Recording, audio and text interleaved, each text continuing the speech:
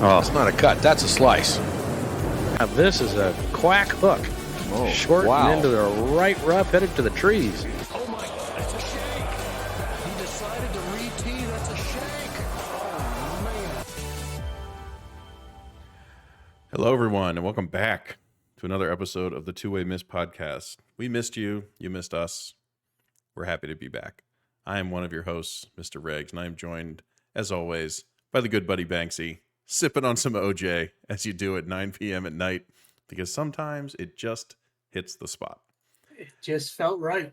Banksy, it's been a while since we've done this. Hopefully we'll, work all the cobwebs out. But luckily you and I just got to, sit down and chat the other day. And We did. it had been a while. Again, golf hadn't really been doing anything, but now a bunch of stuff's happening. So here Now we all of a are. sudden, yeah. So here we are to bring you all your golfing news. How you been, buddy? I mean, I know, but tell the people how you been. I've been doing really well. And it was great to see you the other night. Kind of spur of the moment. Felt like we were young again. This is like Spur of the moment. So for people who maybe don't know us that well, this is usually something I would do to him. Is like just text at 6:30 and be like, I got nothing to do. You doing anything? This was not a Fairbanks move. This was a Regz move that you switch the flip on me. I pulled a Regz. You did, and I'm so happy. It was fantastic.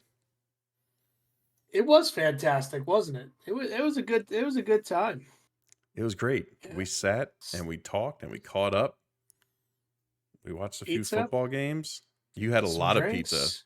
Oh man, I love God. I don't looked get me back, I looked back and I was like, listen, no judgment here, but I'm glad you Don't get enjoyed me it. started. I'm glad you Oh my enjoyed it. gosh.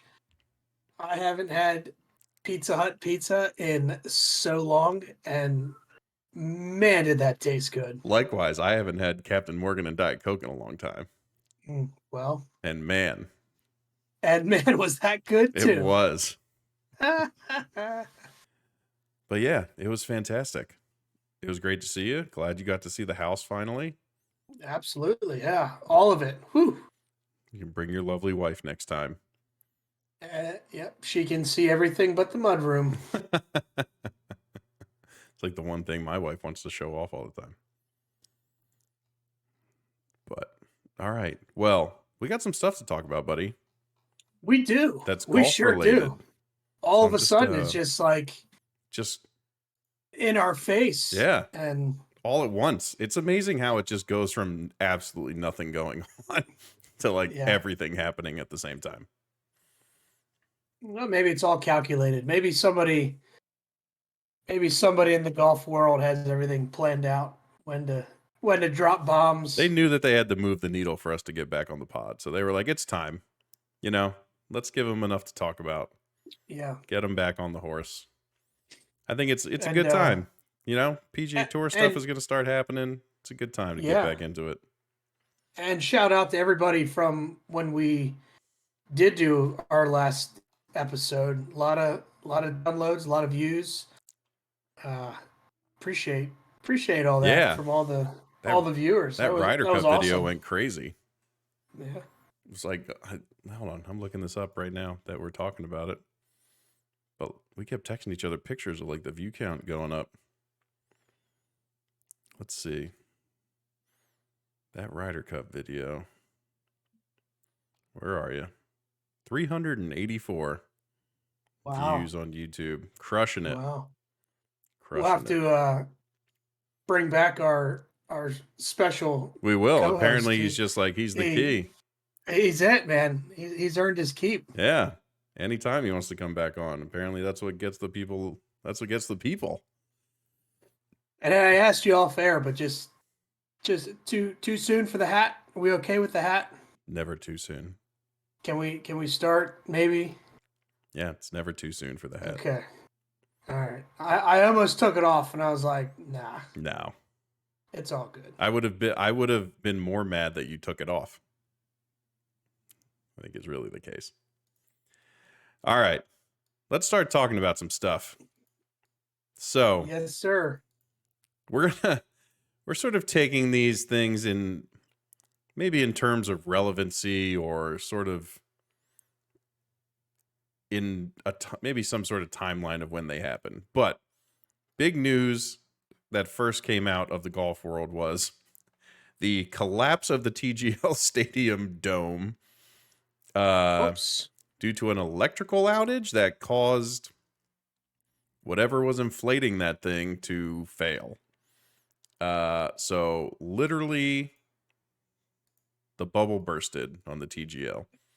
And they were set to launch like what, a month or two later? It was really close. And they came out, they said, we don't, we're working to keep everything on track. It's going to be on some things happened. It's going to be on ESPN now. So it's called the SoFi whatever center or whatever the thing's called. Some videos started coming out about what the technology looks like. About what sort of the inside of the stadium looks like, how these guys are going to be hitting shots, and little small details were more and more coming out. And then after this thing, it just kind of put a big old stop sign on the whole thing. Yeah. So it was decided that it's going to be delayed till 2025, right? They're going to take the whole 2024 off and not run it through. Apparently ESPN came out and said they're sticking with them. SoFi, same deal. Tiger, obviously, and Rory had their own statements about everything. Let's get your initial reaction. Did you see the videos of like what the stadium was going to look like where they were hitting shots from? Yeah, so I saw some early photos, and I saw the most recent photos, and then certainly the postponement.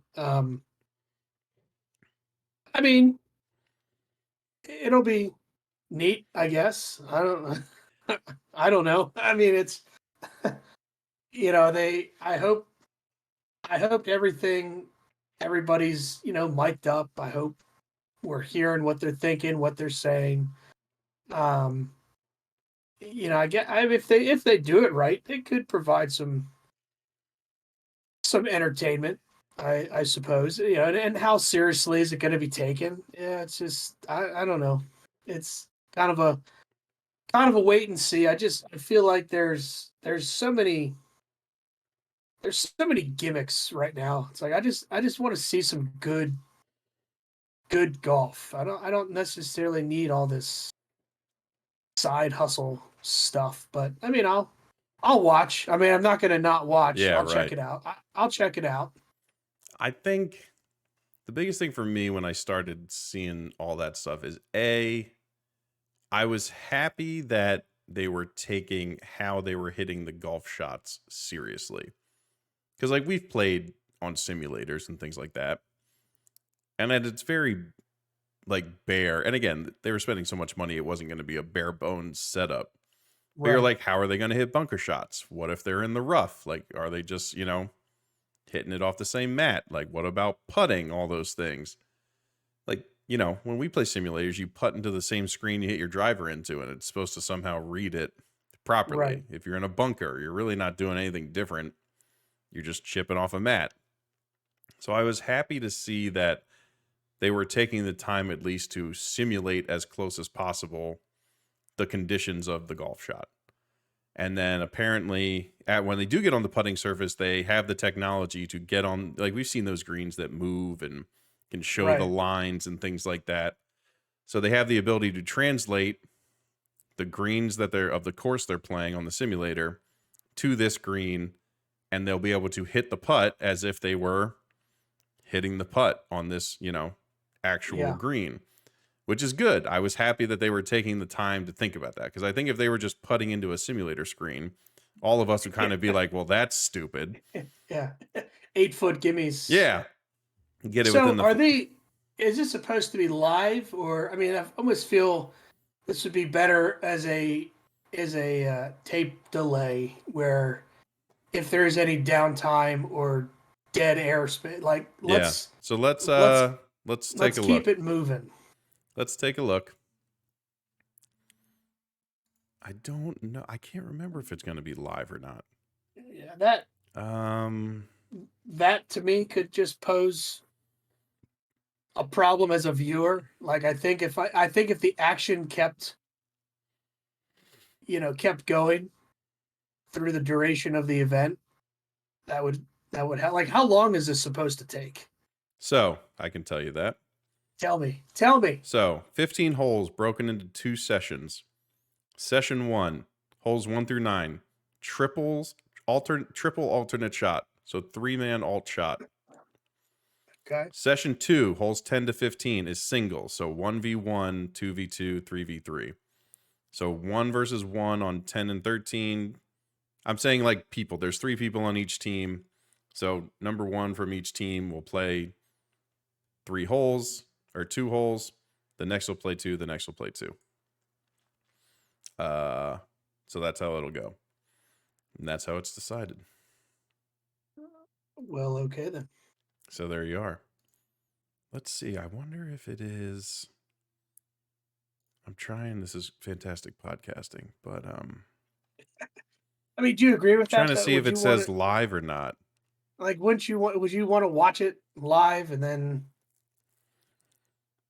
So I have 2 answers to that question. Number 1, I think it being live to capture their real reactions and real talking through these shots would be important. I think you also just like, these guys aren't entertainers. Golfers aren't good at this. Right, which is why you Like, edit it to make exactly. it sound better. So that's what I mean. So that's the other side of it, is that I don't really need to, like, Tiger's going to say something off color. Like, it's how he jokes with these guys. Like, you're going to have to edit the thing. I don't think they can have these guys on hot mics all the time. Like, with how something might happen. Like, there are certain guys who could be entertaining, but not all of them. Not all of the guys on this list are entertaining.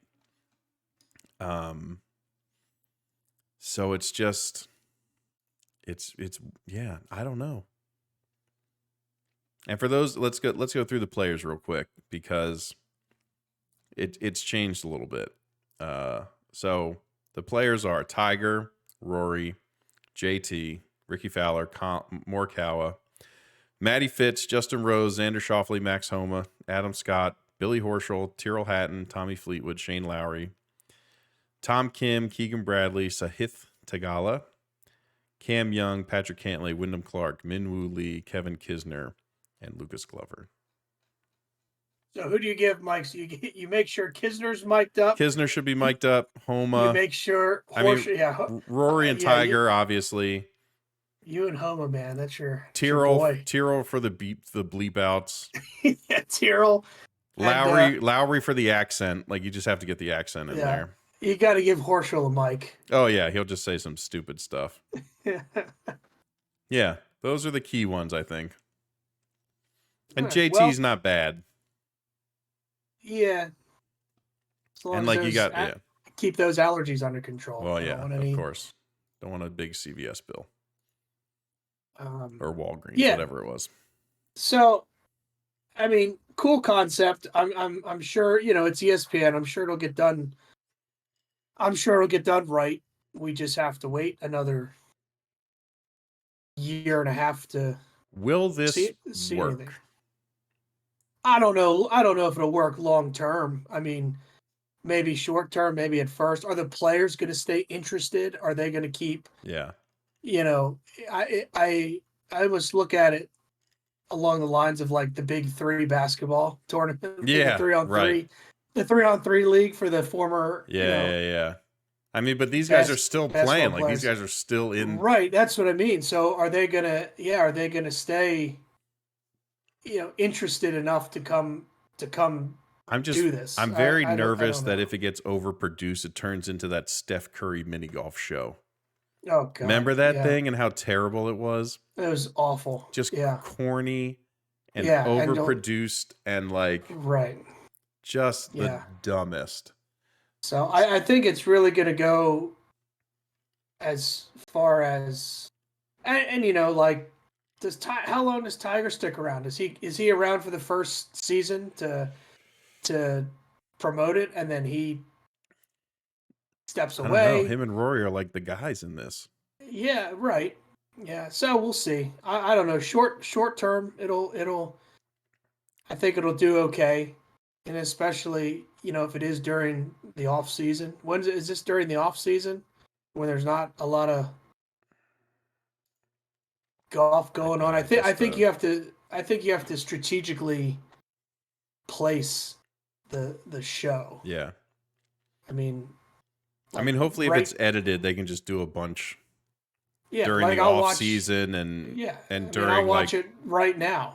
during alternate weeks where these guys aren't, Yeah. I think the biggest thing is that it's in Jupiter where all these guys live. So I think that was the point, is that they're making it easy to get to. Right. You don't have to travel. You don't have to get on a plane, It's Yeah, right there in your backyard essentially. Yeah, I think it's something between now and the end of February. I'd be interested in watching. Yeah. I'm fascinated if it keeps any momentum being put off a full year. Yeah, I mean the facility, like, it can't be cheap to run the whole thing. Yeah. Right. So, that's the other thing. It's gonna. And I can't imagine these guys are all playing for free. No. Like, hey, Of course not. Hey, Tiger, I owe you one. Yeah, right. So, yeah, I don't know if the viewership's going to be able to sustain the. I'm going to pay you guys in gift cards to my putt courses. Or whatever that putting stuff that Tiger creates. What are those? Yeah, Pop right. strokes? That's what it's called. Pop stroke. Have your kid's next birthday. Yeah. And, lifetime membership to Pop Stroke for everybody. Yeah. He'll throw it a chicken fingers all around. Yeah.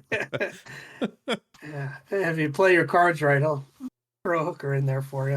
Hey, we don't talk about that. That's it's under the table. It's a long time ago. That's right. It's in the past. What's in the past is in the past. Not who he is anymore. I'm sure. Yeah, I'm sure there's no connections there anymore. No, for I'm sure. sure. All right. We'll see how it goes being off a full year and if this thing keeps any of its kind of momentum. Yeah, who knows? The momentum could die between now and then, and we may never see this thing. Yeah, it could. This is a big kind of bummer for them. All right. Next big thing that came up. The USGA. Let me get this right.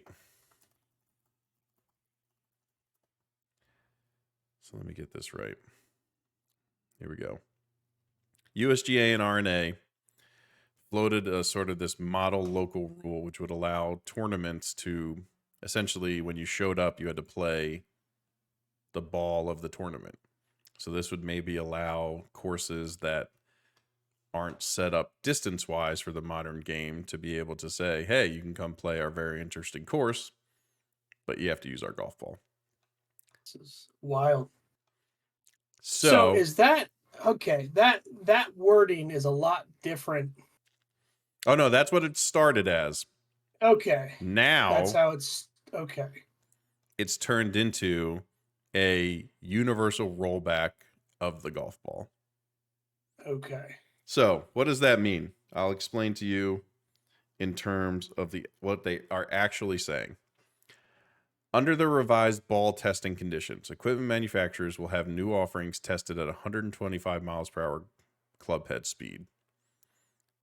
The current conditions are set at 120 miles per hour. The increase in club head speed is designed to keep up with a sport that continues to get faster, particularly at the highest level of pro golf, where the ball speed, the fastest 25 players can reach 183 miles an hour. So what this means, in layman's terms, is that at the top speed of a golf swing, with a driver, hit perfectly, this new ball that golfers will have to, every golfer, this is not just pros, every golf ball will have to adhere to this. At the highest speeds and the longest distances, the ball is going to go 5 to 10% less distance. So if you were carrying it 317, you're probably only going to carry it 300. For everyone else, you're fine. Like, you're makes no difference with the club speed that most people who play golf are hitting it at.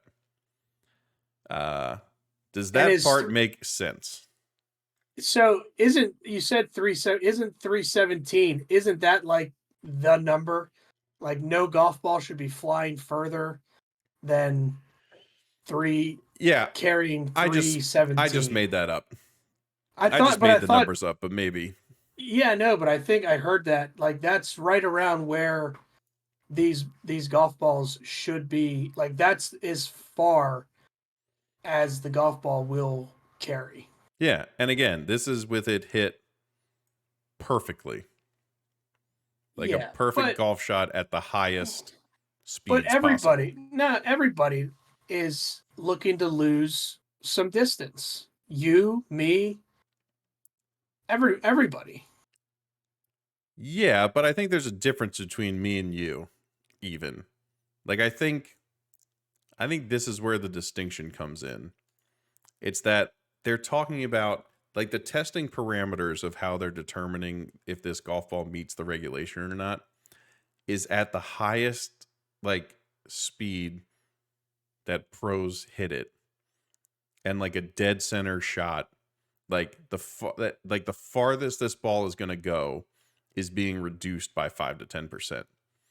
It's not when I hit a toey 8-iron that I think should go 160. Right. Like that ball's not going to not go 160. Yeah. This is primarily off the tee. And I think amateur pros, it's what, 2028, and amateurs, this is going to be universal by 2030. Yeah. I think. So, God, we'll be even older and swinging even slower. And I mean, I can't decide how I feel about it.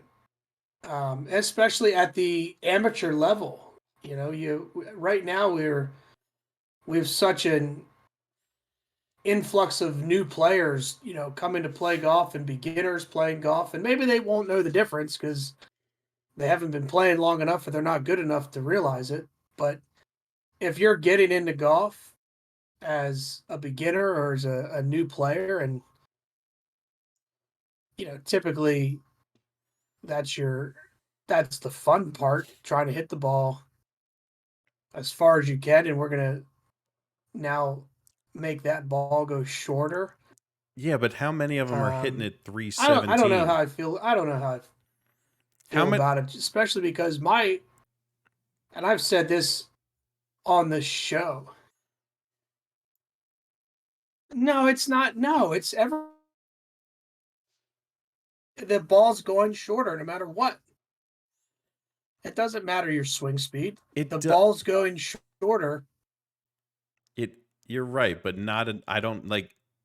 but only shorter at the highest swing speed with hitting it perfectly. Like that's what I think people are not understanding, is that they're changing. What? The golf ball has to be changed to meet this specific test parameter. And the testing is at 125 mile per hour golf swing. Right. Like it's not just because it goes less further at that distance means at the speed that most people are swinging it at, the difference is 1%. Okay. So like your top golfer, like, you know, I'll take myself for example, who's pretty good, play a lot. I'd probably top out at 110 maybe. You might see your ball go 5 yards less further with your driver when you nut it. Yeah, that's still 5 yards. You're right. Listen, But my thing with golf courses is, and I've said this a bunch of times, like the carry is one thing. These guys get 50 yards of roll when their ball hits the fairway. That drives me nuts. well, I think That because they have to do this, the ball would be spinnier and it wouldn't as firm roll as those as courses much. are, Well, I hope again, so. the firmness of the courses obviously plays into it. Yeah, that drives me nuts. Like these guys will carry it, right? Yeah, whatever, 320. So what?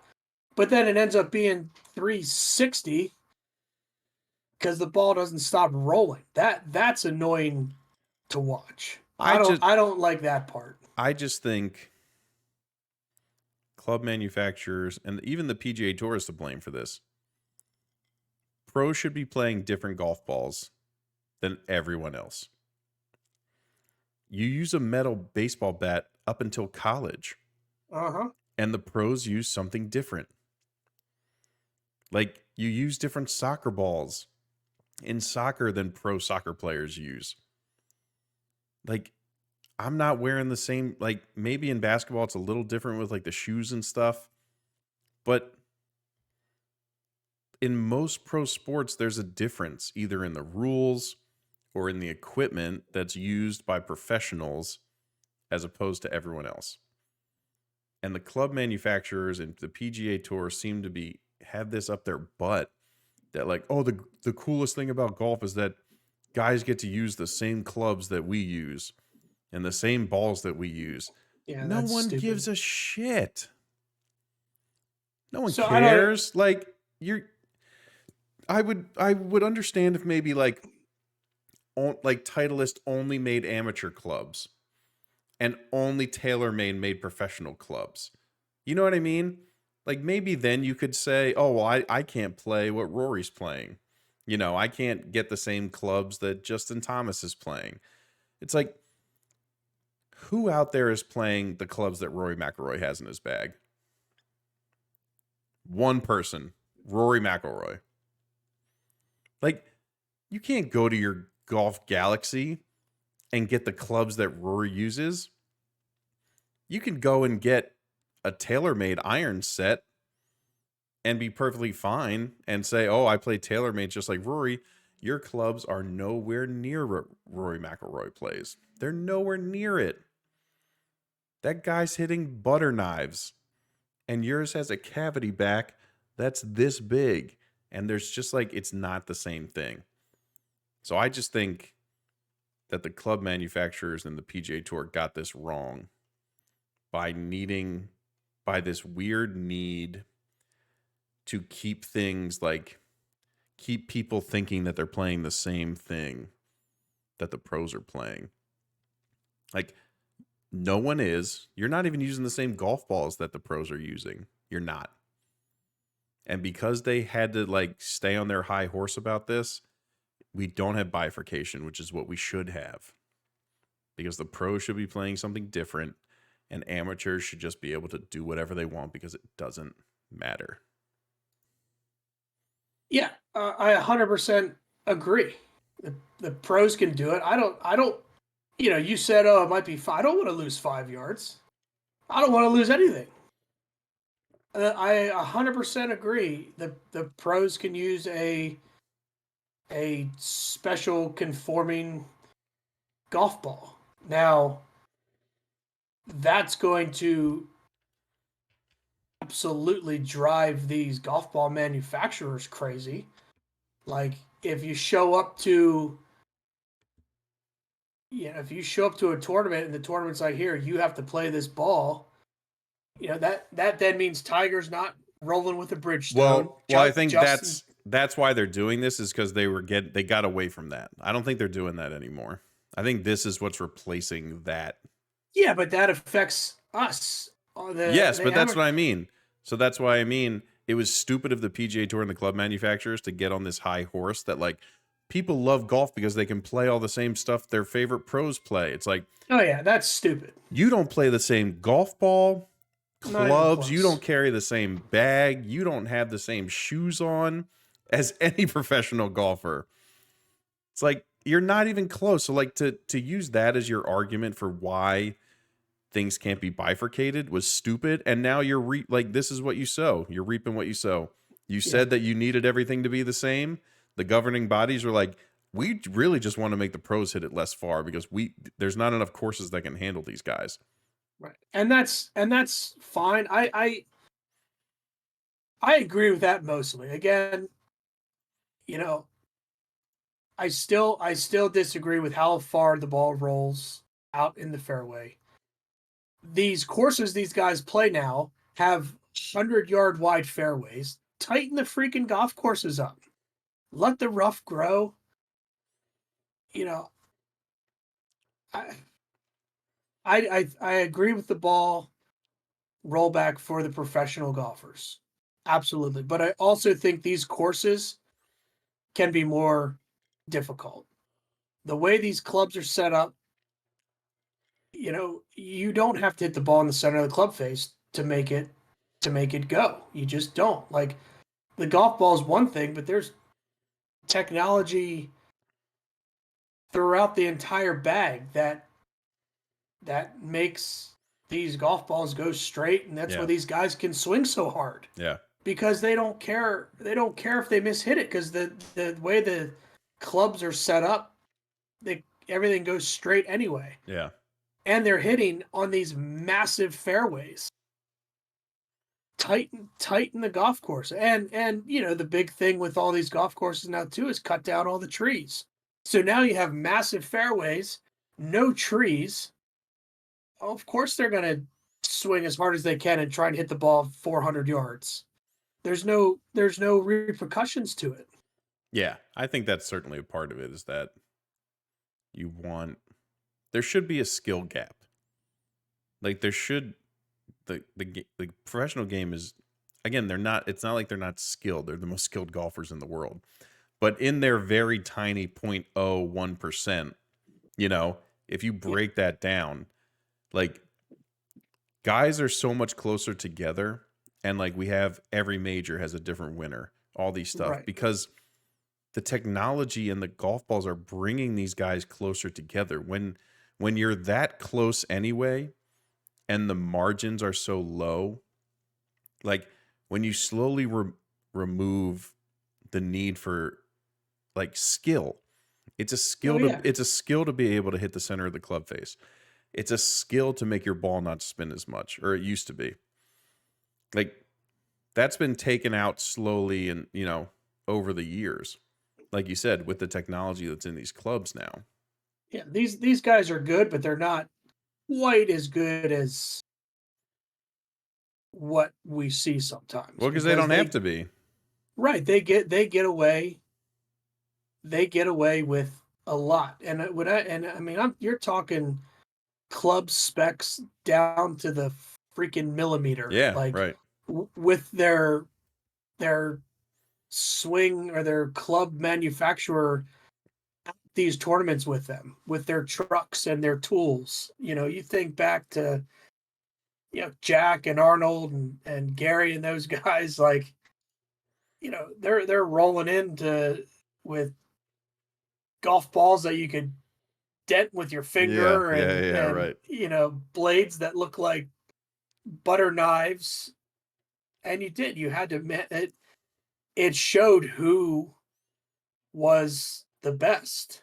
And I don't know if right now, you know, necessarily we're seeing the best of the best. You know, we're just... Well, the best of the best just can't separate themselves as often because guys who aren't as good can still be as good. Like guys who mishit it sometimes can still put it out there as far as anyone else. Yeah, and if they do get in a bad spot, 99% of the time they're somehow getting a free drop to... Well, yeah, we could. That's a whole different podcast that we. That's a whole other episode. Yeah. But no, the golf ball should be rolled back for the pros, but I think these courses can be tightened up significantly. to where, you don't have to see situations like what is that, 13 at Augusta, where they spent an ungodly amount of money to put in that tee box Yeah. 40 yards back. And those Mhm. guys, those guys are still hitting 7, 6, and 5 irons into that green. Yeah. And most of them hit a 3-wood off the tee. Yeah. So,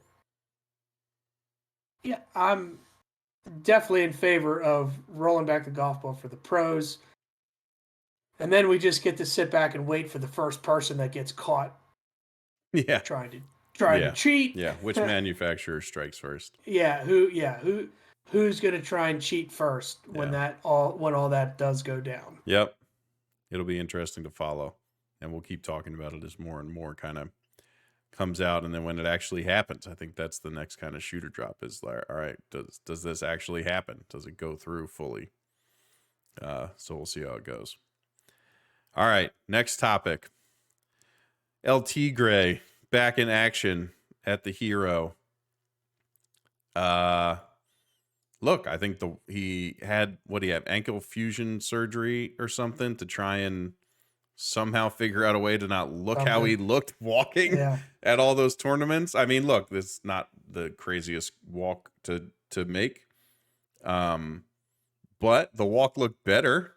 Yeah. I think they make up procedures just for him. They might. Yeah. He's like, can I call this something cool? Yeah. Like can I put laser in it or something? Yeah. To make it sound tough. Make up procedures. Yeah. I mean, the walk looked better. There wasn't nearly as much grimacing as we're used to, which is a good thing. You just never know. You hope and you hope and you hope and you just never know. Now, I just don't know if he's able to.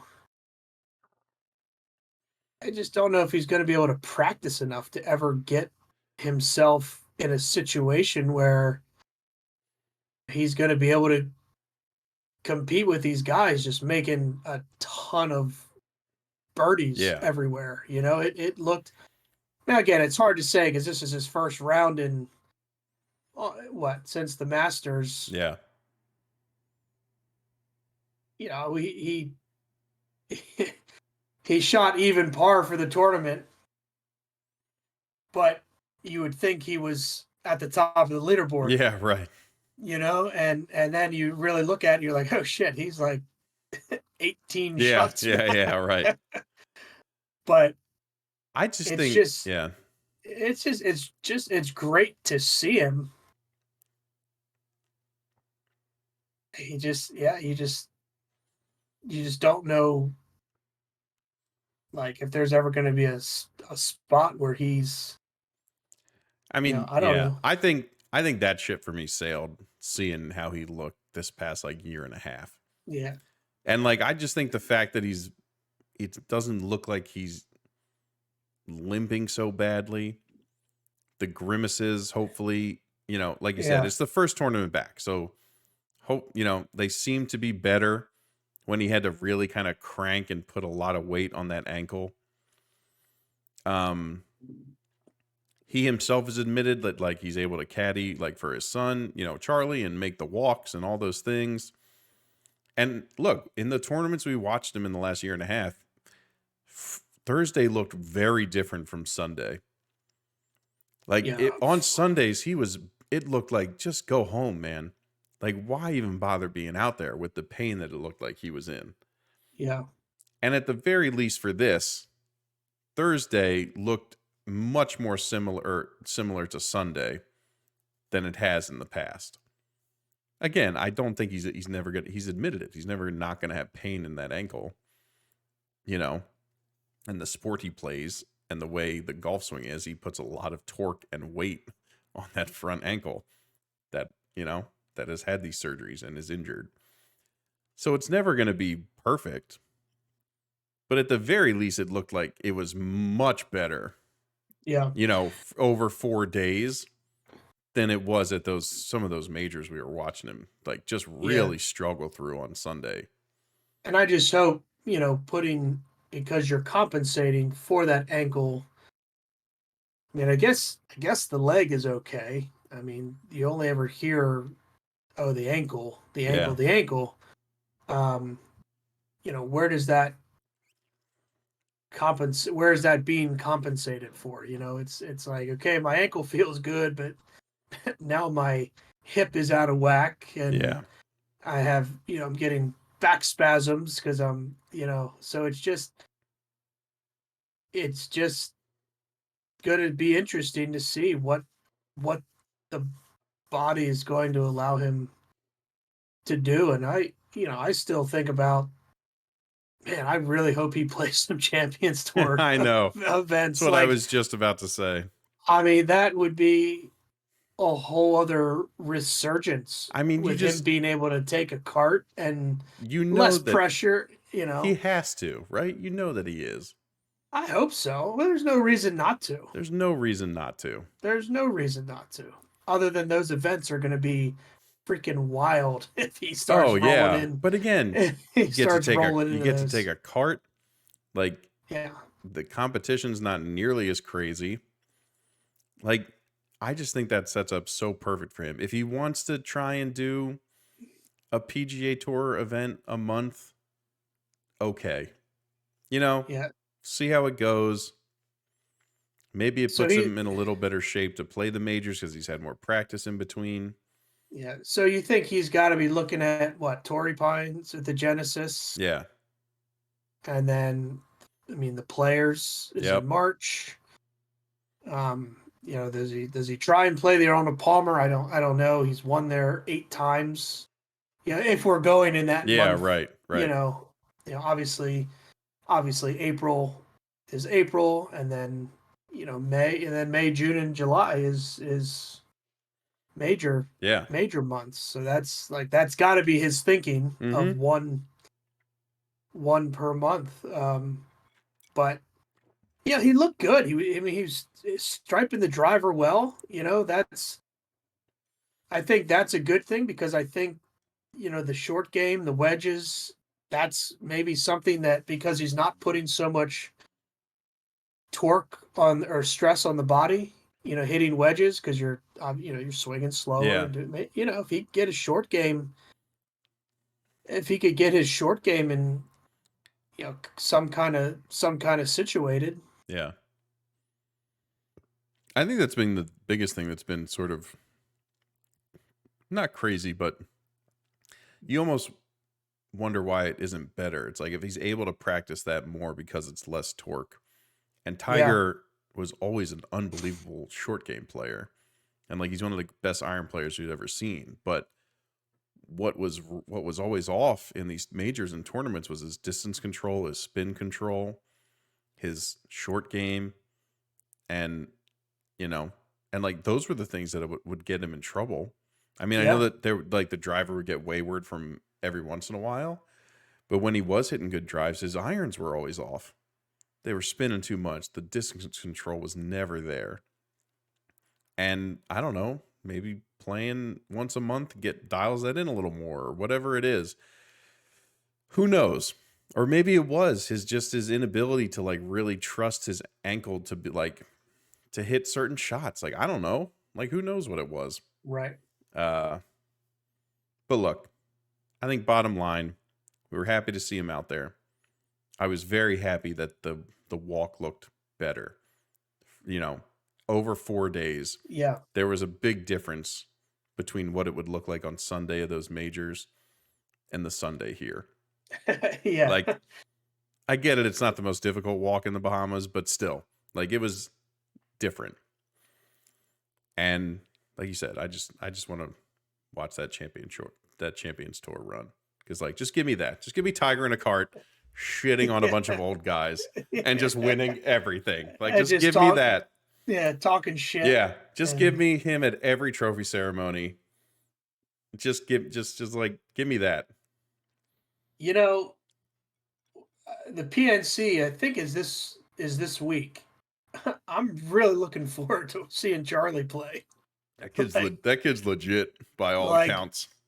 Damn. Yeah. I am really excited to see Yeah. him play. Yeah, that kid. I think he's going to be hitting from the same tees now. Yeah, probably. It's going to be pretty cool. All right, man. On to our last topic. There's some rumors that are swirling about Mr. John Rahm and a golf league that we don't mention very often. But there's a lot of rumors out there that Mr. Rahm is heading over to Live to get a payday before they try and work out this merger that they're still trying to do.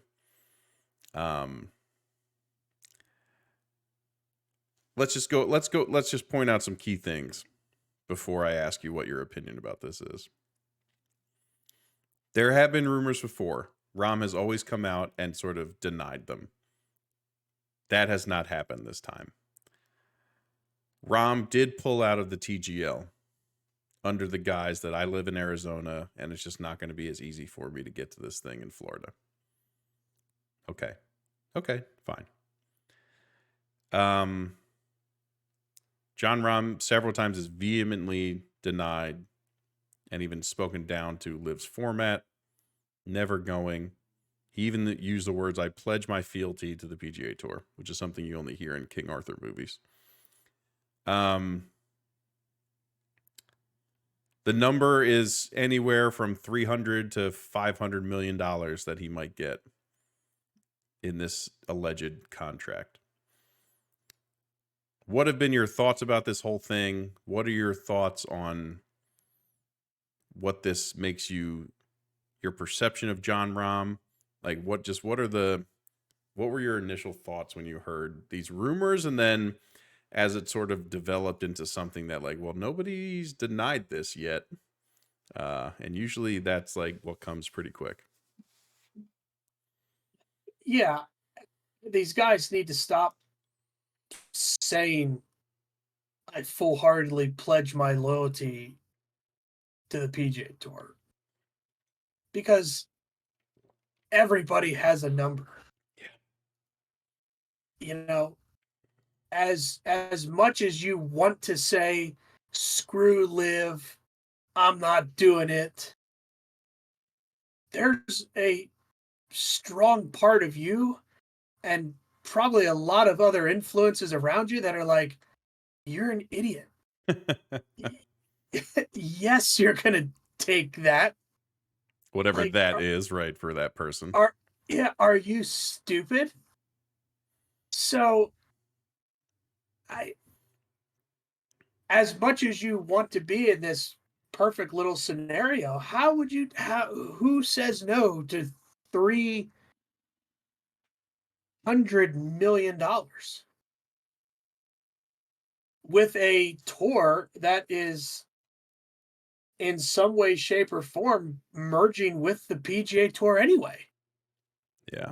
Like, that's the thing. This will ultimately somehow get all worked out, because the PGA Tour cannot survive with all of these guys continuing to leave. Like, how can you go through a PGA Tour season with no Dustin Johnson, no John Rahm, no Brooks Koepka, no Cam Smith, no, whoever else they have? I mean, throw Bryson in there if you really have to. Like, the PGA Tour is, and Tiger being out there once a month ain't gonna cut it. Yeah. So, I don't prefer Live. It's still a joke. Like, it doesn't change my thought. I mean, it's still a joke. Like, it's the farthest thing from, being a legitimate professional event. Yeah. But there has to be people in Rahm's camp who are like, yeah, bro, take the money. You'll be back with the PGA Tour in no time. Right. Like, the PGA Tour is going to have to give at some point, and all these guys will be. I mean, they're going to be back on the PGA Tour in some way, shape, or form. In my in my opinion. Yeah. So I think that part of it, I think, is really playing a part into his decision. I would imagine. Is that like, why not get the payday and then in 6 months be right back where you were? and think about these And guys then, that ultimately don't take the money. well, that's why I think that's another part of this, is that if this ends up being true, I bet a couple dominoes fall. Like, I mean, Cantlay's gone, Xander's gone. I don't know who else really sticks around. If you can get a guaranteed payday from an endless money pit and know that 4 or 5 months later, like, you're just right back where you were, but you're $400 million richer. right. And then do you feel, you think about like a Justin Thomas and a Jordan Spieth and Rory, like Rory, who knows how much they would have offered him. I think the only thing that stops those guys, a Rory, a JT, maybe even a Spieth, is their relationship with Tiger. I agree. Tiger turned down possibly $1 billion. Right. Like, just flat out said no. But look, it's specific to those three guys. Rahm, by all accounts, doesn't have that kind of relationship with Tiger. But do you feel a certain type of way that you held out? You morally can say, hey guys, we did it. Oh wait, all these guys are playing with us again and they have hundreds of millions of dollars in their... So yes, I think that is going to be a part of it. Absolutely. That's a problem. But I'm just speaking to those specific guys. I think because we know Tiger turned it down, like, we know for a fact that Tiger got an offer of at least $800 million. Yeah, which is still easier for Tiger to turn down than these other guys because Tiger's already a billionaire. Right. But not that these guys are struggling. Right. But I'm not feel... not disagreeing with you in that fact that that's how they'll feel. I just think, for like, when you talk about Rory, JT, Spieth, that's in my mind what keeps them not doing it. And I think it is something to think about, that Rahm didn't have that same relationship with Tiger. Like, he was much closer to Phil than he was to Tiger or to Sergio or guys like that. Oh, Phil. And, like, look, that makes a difference. It just does. It makes a difference in the people you talk to and the people in your, like, circle. You know what I mean? So would you give up your friendship with Tiger for $300 million? No, I'd really like to be friends with Tiger. Would you? Seems like kind of a weird dude. I know, but still, if I'm like on his text, like in his top 5 text chains, I feel like there might not be enough money in the world to get me off that. Wow. Okay. You know what I mean? Like, if you're in, how you, like, the people you text all the time are in your top, like, 4 or 5 little text chains on your phone. Sure. If I was that for Tiger Woods, I'm not sure there's enough money. Interesting. Okay. Could you imagine Tiger being mad at you for the rest of his life? Would you? I mean, maybe that's what you have to think about. Maybe it's not so much, It's the aftermath. It's the after. Yeah. I don't know. I mean, but we love Tiger Woods. I don't know. So I think if I knew Liv was going to stay its own entity and I couldn't get world ranking points and I couldn't play on PGA Tour events, that would be... The fact that this merger is a thing changes everything. Yeah, like... But let's just jump to this maybe, and we can wrap with this. Does this change your opinion about Jon Rahm? Now a Masters champion, a 2-time major winner, and a guy that, I'll speak for myself, like, over the past 7-8 years has been one of my favorite golfers on the planet. Just objectively. I don't know if not like it would have. If this merger wasn't a thing. if the merger wasn't a thing, that would change my opinion. Like, I get it's just hard. It's hard to just fathom like rich people needing to be like that much more Yeah. Rich. rich. Yeah. But now it's just like, yeah, shit, take the money. I'll see you guys in a couple months. Yeah. Like like that's just the part where it's just like, why not now? Because So you're gonna have commitments. They're obvious. You're gonna have commitments to both tours now, where you're gonna be probably mandated to play a shit ton of golf. Mm-hmm. But it's golf. Yeah. I'll be honest. I do agree with your point about that. I think the merger has changed a lot. I still think I'd look at John Rahm differently. Like I do. I get it. Everybody has a number. I get it. If he told me that you could go make $500 million, and eventually be right back where you were, would a lot of people turn that down? Like the answer is no. I get it. I get it. Yeah. I don't get it, but I get it. Right. Like I don't really get it, but I get it. But I just think at some point,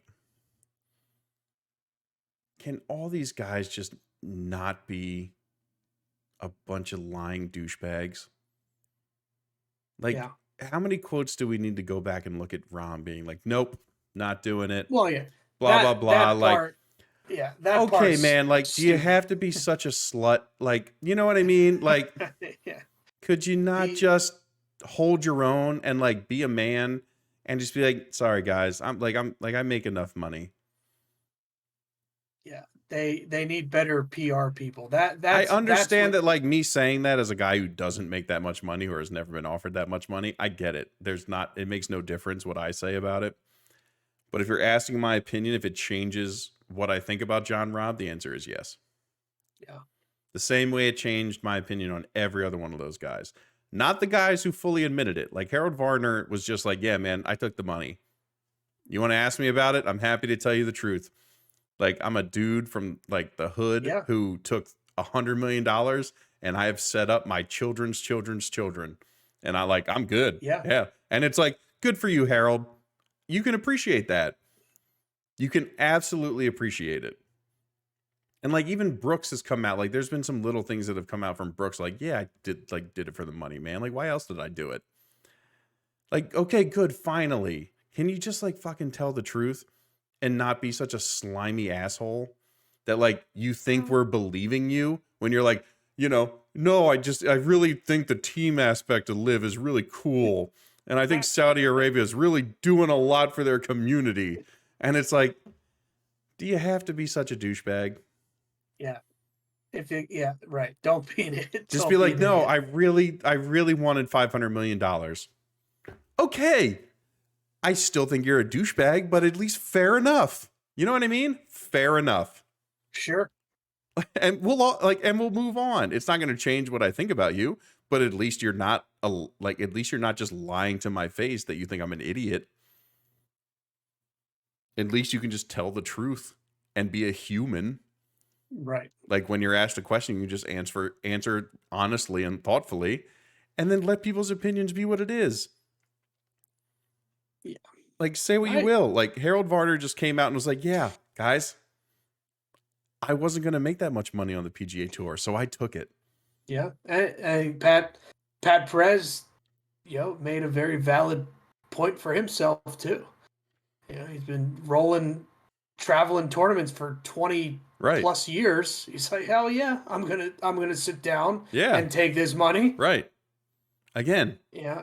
Like so no, you're right. The constant denial of it is obnoxious and stupid. Like to adamantly reject Live and then ultimately go to Live. Like you sound like an idiot. And Hunter Mahan was on the No Laying Up podcast a couple weeks ago, and he's like, you'd be ridiculous not to sit down with somebody offering you that much money and at least hear what they have to say. And it's like, that's a very valid point. Why would you not? You know what I mean? Yeah. Why would you not sit down and hear what they have to say?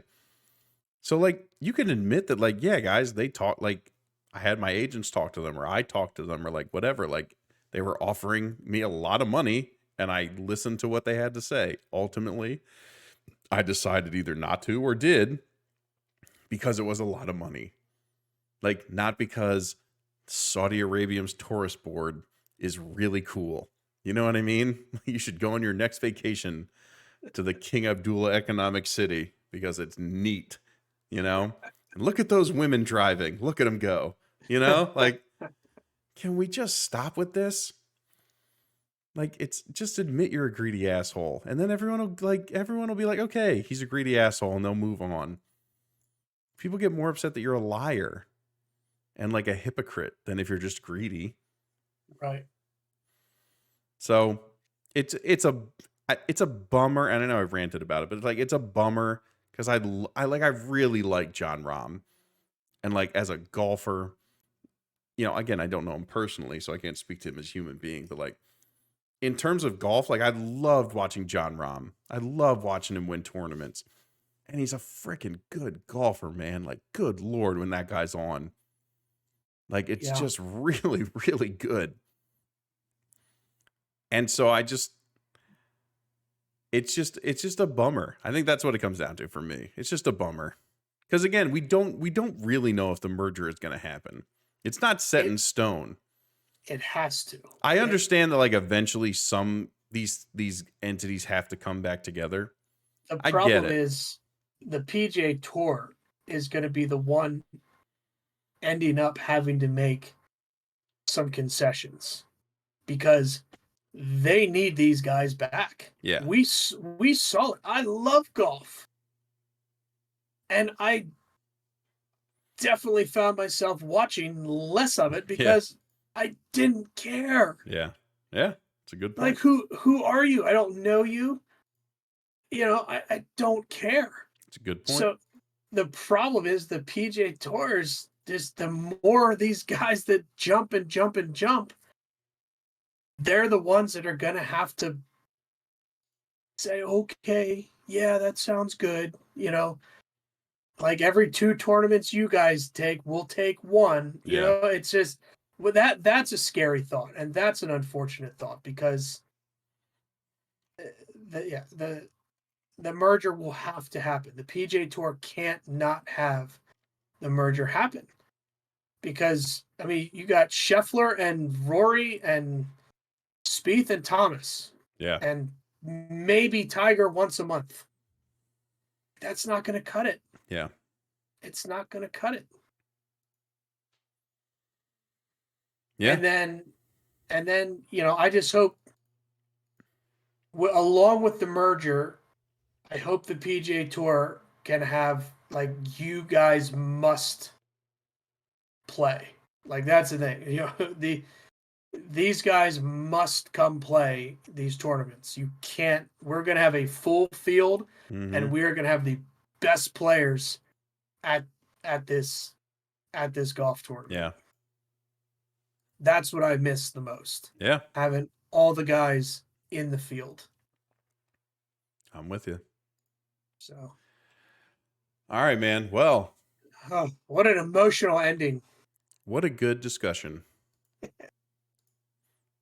I know I ranted and got angry at the end there, but you know, Hey, it's our passion. podcast. We're allowed to do what we want. It's passion. Buddy, it was great to talk to you again. It's great to be back on the pod with you. We will be back to our weekly podcasts. The PGA Tour season is ramping back up. The golf news is ramping back up. We will be back to our weekly podcast on Wednesdays, so make sure you check us out wherever you get your podcasts. Make sure you subscribe to the YouTube channel. You can see our beautiful faces. We post every podcast in video format on the YouTube channel. We're up to 63 subscribers. We're making that push to 100, man. We're getting there. Just come join the rocket ship that is these podcasts that we put together. You can follow him at Banksy23 on Instagram. Hey, if you need to buy a house and you're in the Eastern Petersburg, Pennsylvania area, check out my man. You know? You can catch me on Twitter at Big Regz with a Z. You can catch the podcast platform on Instagram at Birdies and Beer Podcast or B&B Podcast. You can also check us out on Twitter at the Two-Way Miss. Great discussion. Good to be back. We hope you all enjoyed the podcast. Thank you, as always, for following, for keeping up with us, for sending the messages like, hey, when are you getting the podcast back? We appreciate all of you. We really do. But we will be back weekly to talk everything golf. Let us know if you have any questions or something you definitely want us to cover. Reach out to us on social media and let us know.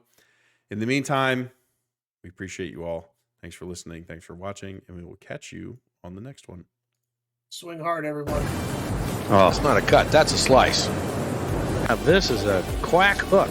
Oh, Short wow. and into the right rough, headed to the trees. Oh my